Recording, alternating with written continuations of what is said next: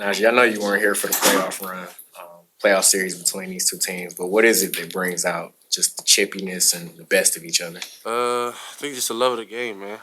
The love of competition. Two very good teams. I think every time we match up, it's just what it is, battle of competition.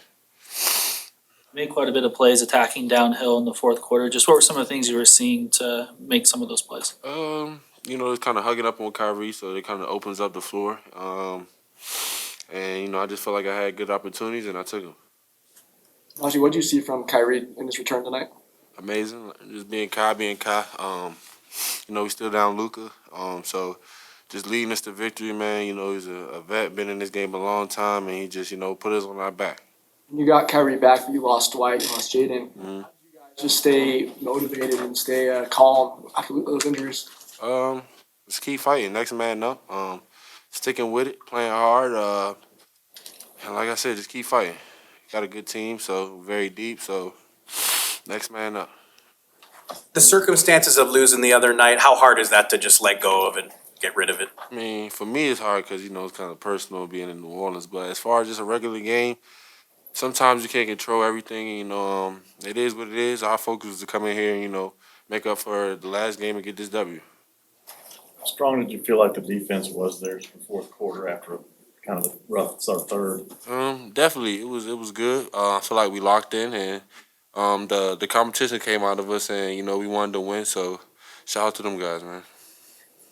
Tonight, PJ Washington was someone he was in the middle of a lot of the chippiness, and you're someone who's done that a little bit in your early stages of your Mavs career too.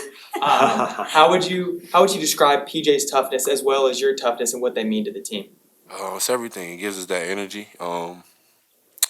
After that hard foul on I think it was Williams, we got like a sort of a burst. So all teams need that, and me and P do I think pretty good job of facilitating that type of energy and getting our guys going, and also letting our guys know that we got your back. Yeah, I saw you pull Kyrie away a little bit after Isaiah Joe kind of shoved him. What was that chatter about from Kyrie and the Thunder? No, just basketball talk. Basketball talk. He told him he liked the shoes. Naj, you guys showed a lot of resiliency down the stretch tonight. What is it like to go to bat with these guys around you every night? It's amazing. They're number one team in the West. They're a great team. Beat the Cavs by 20 yesterday. So just amazing. A great battle. Like I said, we have a good roster. They have a good roster. And it's just fun to go out and compete against those guys.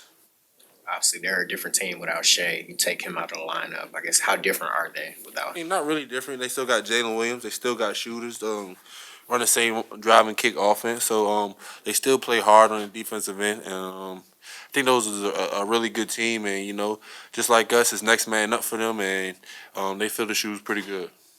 During the chippiness with Caruso and Kai, I saw you went over to the Thunder bench and put your hand over your mouth. What'd you say to the bench? Good afternoon. About it. Happy holidays. What are some things overall from this win that you would like the team to maybe build on going into the next game? Our energy, the fourth quarter, how we played. That's easy to say, but if we could play the whole game like that, I think we'd be going from a good to great team. So, but just continue to build, keep doing our thing. Naji, Trey Murphy talked a little bit about the text that you sent him after the goaltend. What did you have to say with Trey? I mean, it's cheating. I felt like Trey's not honorable. He should have said something. He should have let them guys know what he did. But it's okay. We go back in 2 weeks, and we're going to get him, I promise. Thank y'all. We'll bring Kyrie to Jason. Obviously, this is a chippy game, a lot of runs back and forth. But what'd you see in your team that allowed you to gut this one out? Grit, stayed together. We played, I thought, really well in that first half, and then we kind of were flat there in that third quarter. Shot a lot of threes, didn't make a lot of threes. And then I thought just being able to stay the course, the guys on the bench and in the game, just says, keep staying together. We'll work through this. And in the fourth quarter, we did. Naji was really active there in the fourth quarter. Just I guess what contributions does he make tonight to? Yeah, I think of late the second halves have been great for him. He's been really playing at a high level in the second halves, and so we got to look at why we can get him going a little earlier. But the second halves, he's been great on both sides of the ball, offensively being able to play make, also knock down threes, and then on the defensive end being able to guard and then help us rebound. Coach Kidd, multiple times tonight there were some times when players or the referees had to separate the players. From a coaching standpoint, are you seeing this Mavericks-Thunder matchups turning into a rivalry? I think we've played each other a lot here in the last couple of years, so it's going to be chippy. Guys are competing. Oklahoma City is a really good team. They're well coached, and they're playing really good basketball right now. And so it's just what it is. We played them in the playoffs. It was chippy then. It's chippy during the regular season. We feel like we have a talented team, and they have a talented team. So I thought tonight was a really good test for our group. Again, it seems like we keep losing players, and the next guy up steps up and helps us win. So, yeah, it's chippy. It's good, though. It's close to the All-Star break. PJ's in the middle of a lot of that chippiness, which I don't think surprises too many people. What does his kind of competitive demeanor bring to this group? Yeah, he competes. He on both ends. He wants to win on both ends.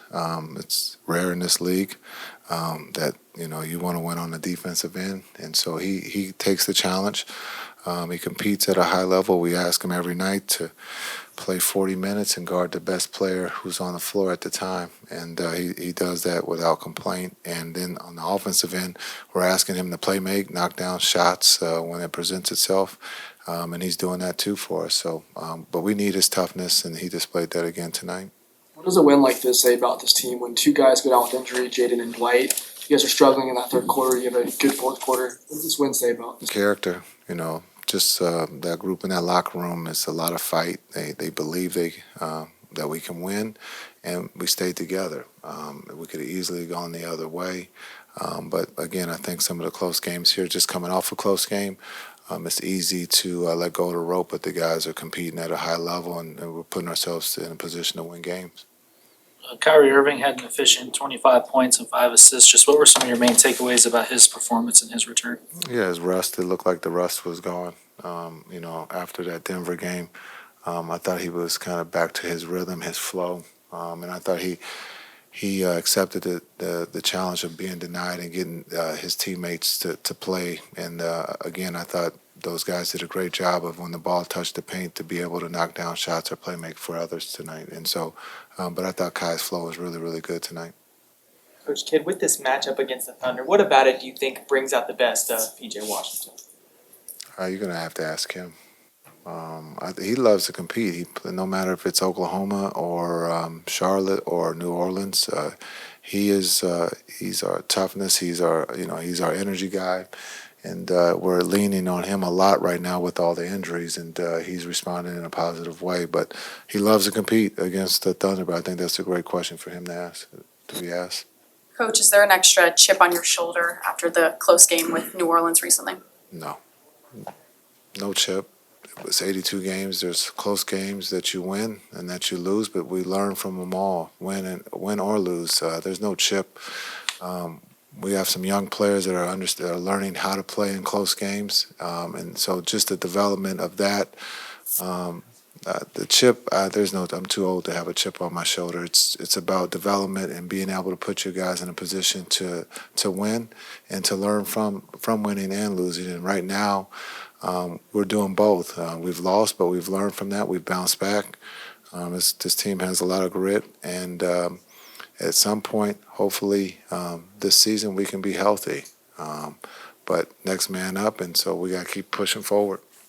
Coach, you talked about development and next man up. What have you seen from Omax and the opportunities that's been given to him? Yeah, he's done a really good job with the time. And so I think the next step, as we all are fighting to be consistent, but he's putting in the time. He's done everything we've asked him.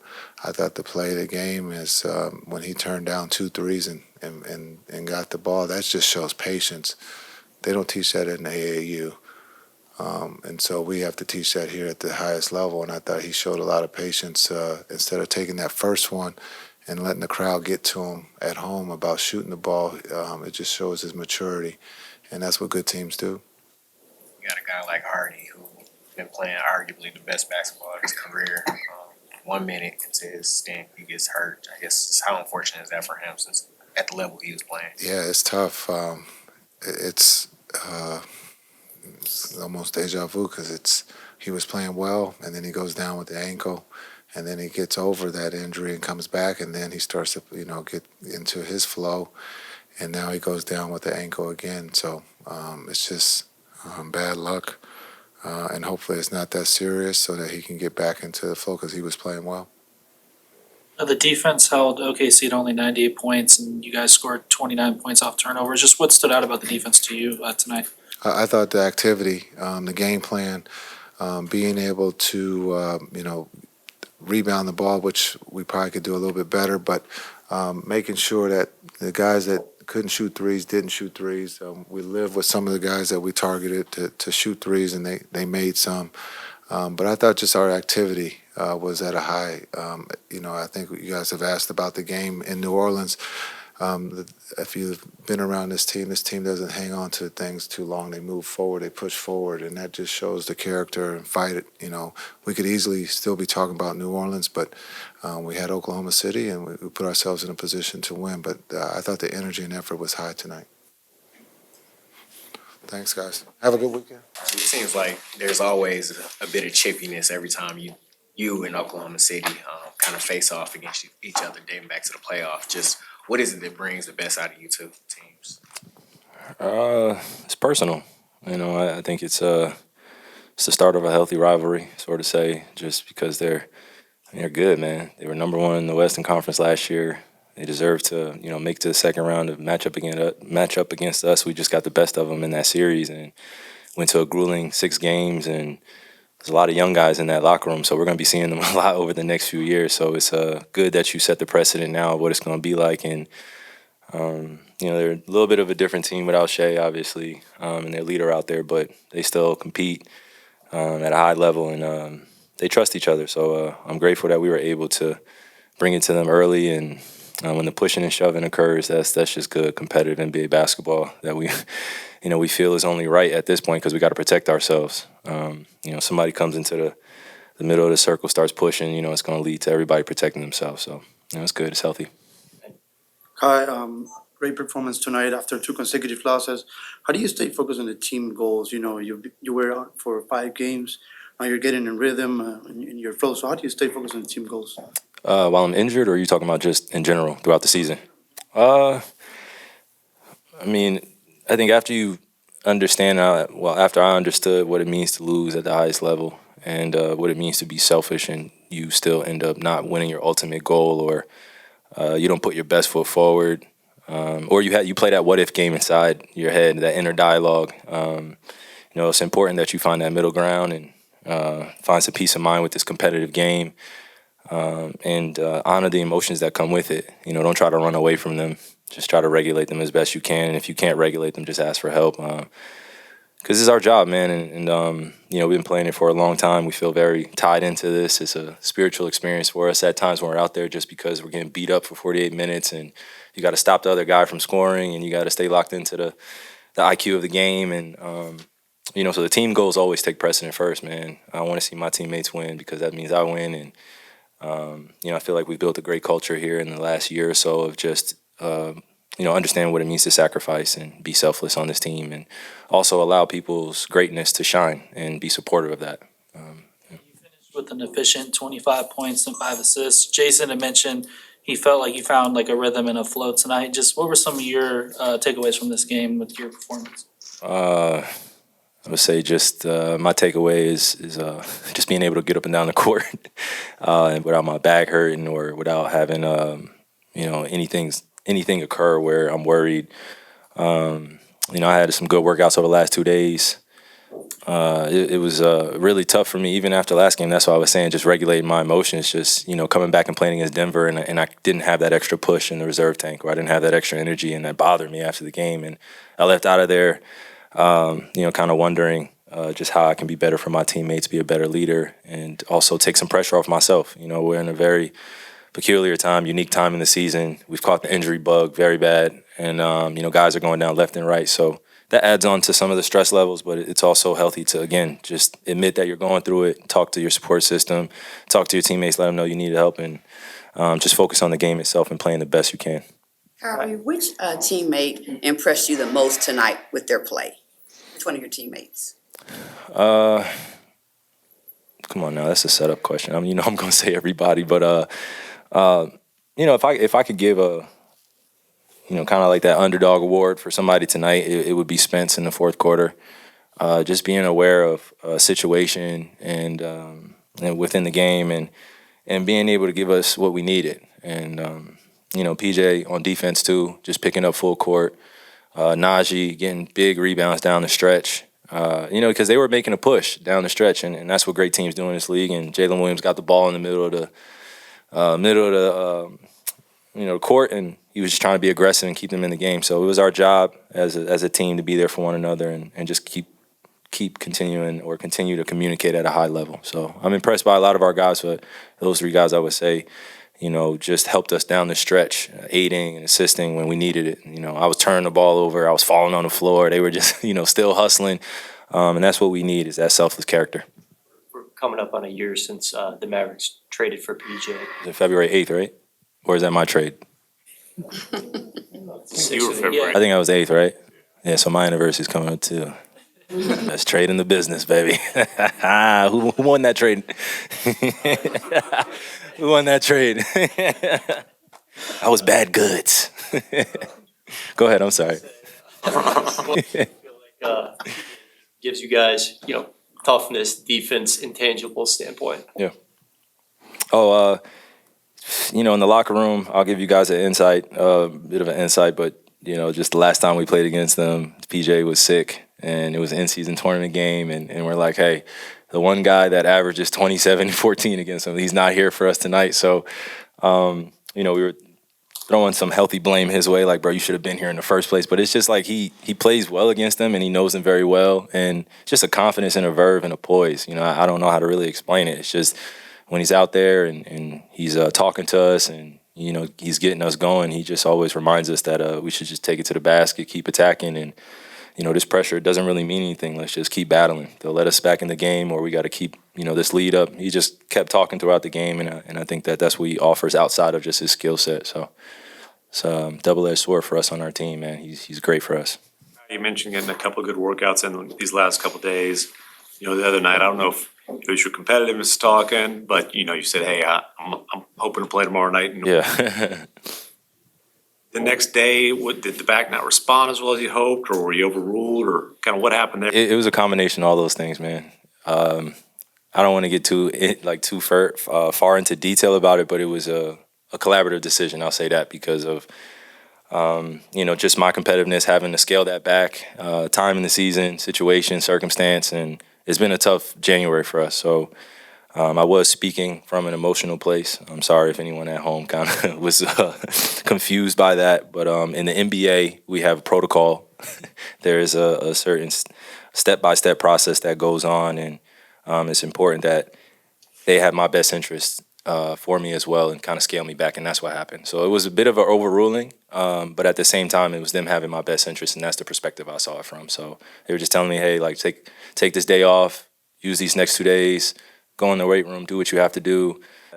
But yeah, it was a goaltender, and we had that game in our hands, and it just didn't work out well for us. But at the same time, I got to trust our training staff and just continue to tread in the right direction so I don't have a lapse in a way where I'm out and I have to get surgery, man. Like that's the other side of this, is like if I keep playing and something else happens, then I don't know if surgery's on the other side of it, but it's a possibility, and I'm not trying to even, you know, worry about that, man, or even think about that or manifest that. So I'm praying for health for all of us, and I'm grateful for our medical staff and our coaching staff for trusting what's going on, man, because we all felt it the other night, you know, emotionally.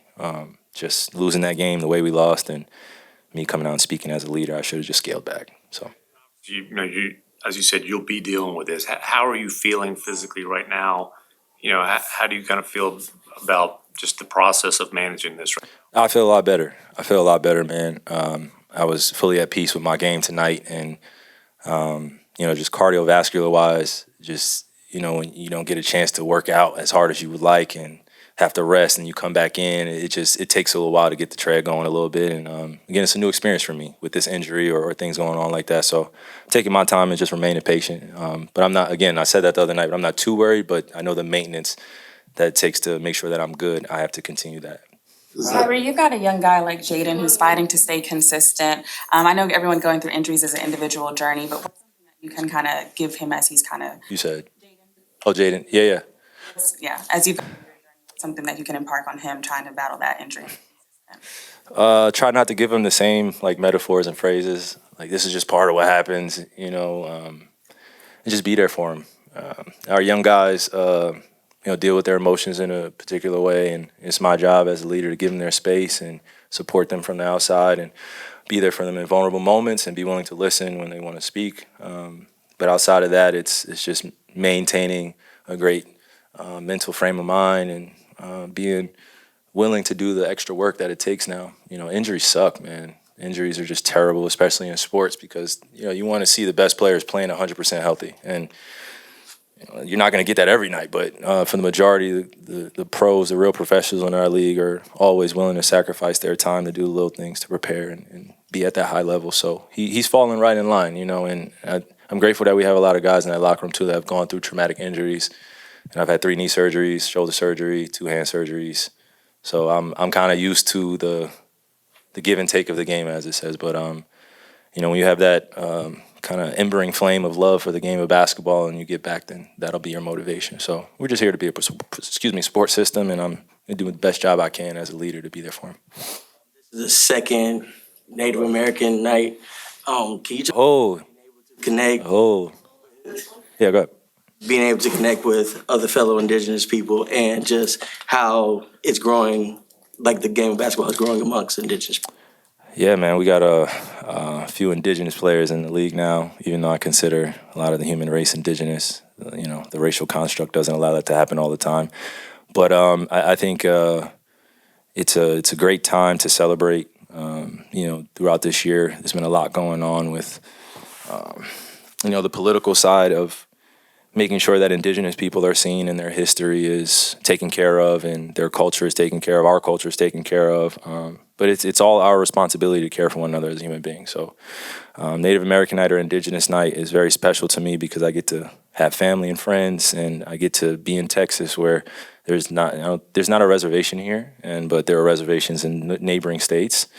So it's my duty and my responsibility as a young chief in training to always advocate for that side of my bloodline, my family, the people that are not seen, the oppressed, because that gets included in that everyday survival that I'm part of. I've been aware of my bloodline since I was a kid, but I didn't really embrace it until I got a little bit older. And now I'm so proud to know that I come from people like that have battled through so many times and battled through so many just trauma, and I just want to connect with them as much as I can, because they've been praying hard for me and they've been there for me at times throughout the playoffs, setting up inipis and sweat lodges and just doing everything they can to make sure I feel a part of the tribe and that I know that I'm a part of the tribe. So it's great, man. I'm grateful that God has enabled me to be in this position and impact people positively. Thank you. Appreciate you.